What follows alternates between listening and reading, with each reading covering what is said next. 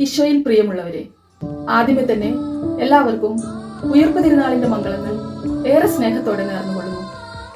ഇന്നത്തെ ധ്യാന വിഷയമായ മത്തായിയുടെ സുവിശേഷം 28-ാം അധ്യായം 1 മുതൽ 6 വരെയുള്ള വാക്യങ്ങളിൽ നാം കാണുന്നത് ഈശോയുടെ പുനരുത്ഥാന ശേഷം അവിടുത്തെ ശവകുടീരം സന്ദർശിക്കാൻ വന്ന സ്ത്രീകളെയും അവർക്ക് പ്രത്യക്ഷനായ കർത്താവിന്റെ ദൂതനെയുമാണ്.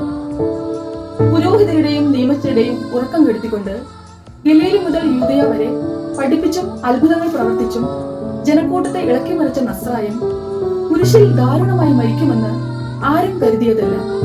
എന്നാൽ അവൻ മരിച്ചു. തങ്ങളുടെ പ്രിയപ്പെട്ട ഗുരുവിന്റെ ശവകുടീരം സന്ദർശിക്കാനായി ആഴ്ചയുടെ 1-ാം ദിവസം രാവിലെ മഗ്ദലേന മറിയവും മറ്റേ മറിയവും വരുന്നതും അപ്പോൾ ഭൂകമ്പം ഉണ്ടാകുന്നതും കർത്താവിന്റെ ദൂതൻ സ്വർഗത്തിൽ നിന്ന് ഇറങ്ങി വന്ന് കല്ലുരുട്ടി മാറ്റുന്നതുമാണ് 1 മുതൽ 3 വരെയുള്ള വാക്യങ്ങളിൽ നാം കാണുന്നത്. 6-ാം വാക്യത്തിൽ ദൂതൻ സ്ത്രീകളോട് പറയുന്നു, അവൻ ഇവിടെയില്ല, താൻ അരുളി ചെയ്തതുപോലെ അവൻ ഉയർപ്പിക്കപ്പെട്ടു. എല്ലാ ശവകുടീരങ്ങളും ഒരു വ്യക്തി ഇവിടെ സമാധാനത്തിൽ വിശ്രമിക്കുന്നു എന്ന് ലോകത്തെ അറിയിക്കുമ്പോൾ ലോക ചരിത്രത്തിൽ ആദ്യമായി ഒരു ശവകുടീരത്തെ പറ്റി അവൻ ഇവിടെ ഇല്ല എന്ന് പ്രഖ്യാപിക്കപ്പെടുന്നു. അത് യേശുവിന്റെ മാത്രം ശവകുടീരമാണ്. സ്വയം ദൈവപുത്രനാണെന്ന് അവകാശപ്പെട്ടിരുന്നവൻ കുരിശിൽ നിന്ന് ഇറങ്ങി വരാൻ കഴിയാതെ എന്റെ ദൈവമേ, എന്റെ ദൈവമേ, എന്തുകൊണ്ട് നീ എന്നെ ഉപേക്ഷിച്ചു എന്ന് ഉച്ചത്തിൽ നിലവിളിച്ച് മരണത്തിന്റെ അഗാധതയിലേക്ക് താഴ്ന്നപ്പോൾ അവൻ ഉയർത്തെഴുന്നേൽക്കുമെന്ന് ആരും കരുതിയതല്ല. എന്നാൽ സത്യമായും അവൻ 3-ാം ദിനം ഉയർത്തെഴുന്നേറ്റു.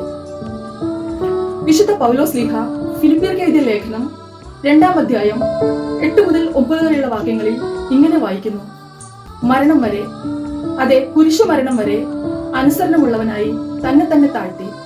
ആകയാൽ ദൈവം അവനെ അത്യധികം ഉയർത്തി എല്ലാ നാമങ്ങൾക്കും ഉപരിയായ നാമം നൽകുകയും ചെയ്തു. അതേ സഹോദരങ്ങളെ, കുരിശില്ലാതെ കിരീടമില്ല. ദുഃഖവെള്ളികൾക്കപ്പുറമുള്ള ഉയർപ്പു ഞായറുകളെ ലക്ഷ്യം വെച്ച് ജീവിക്കാൻ തന്റെ ജീവിതത്തിലൂടെ ഈശോ നമ്മെ പഠിപ്പിക്കുന്നു. കല്ലിന് മുദ്ര വെച്ച് കാവൽക്കാരൻ നിർത്തി ഭദ്രമാക്കിയ കല്ലറ ഭേദിച്ച് പുറത്തു വന്ന യേശുവിന് എത്രമേൽ തകർന്നതും ഇരുളടഞ്ഞതുമായ ജീവിതങ്ങളെയും ഉത്ഥാന പ്രഭയിലേക്ക് ഉയർത്താൻ കഴിയും എന്ന പ്രത്യാശയുടെ സാക്ഷ്യമാണ് ഉയർപ്പിന്റെ സന്ദേശം. ജീവിതത്തിന്റെ എല്ലാ അനുഭവങ്ങളിലും അവസ്ഥകളിലും ഉയർത്തെഴുന്നേറ്റ ക്രിസ്തുവിന്റെ സാന്നിധ്യവും സമാധാനവും അനുഭവിക്കാൻ കഴിയണം എന്നതാണ് ഇന്നിന്റെ ആവശ്യം. ദുരന്തങ്ങളും മാരക രോഗങ്ങളും മനുഷ്യ ജീവിതത്തെ നിരാശയിലേക്ക് ആഴ്ത്തുമ്പോൾ സാത്താനെയും മരണത്തെയും കീഴടക്കിയ ഈശോയുടെ തിരുരക്തത്തിന്റെ ശക്തി ആ ജീവിതങ്ങളിലേക്ക് ഒഴുകാൻ നമുക്ക് പ്രാർത്ഥിക്കാം. ഉത്തിരന്റെ സമാധാനവും സന്തോഷവും നമുക്ക് പരസ്പരം ആശംസിക്കാം. ഈശോ മിശിഹായ്ക്ക് സ്തുതിയായിരിക്കട്ടെ.